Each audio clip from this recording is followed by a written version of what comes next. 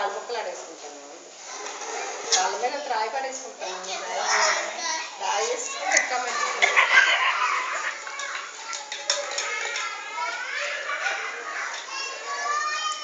అడుగుతాను లేదా చెక్కైనా నీకు బయట చక్కెర చేయించి డబ్బులు మరి చేస్తాను. చెక్కలు ఉన్నాయి కదా, చెక్కలు ఉన్నాయి.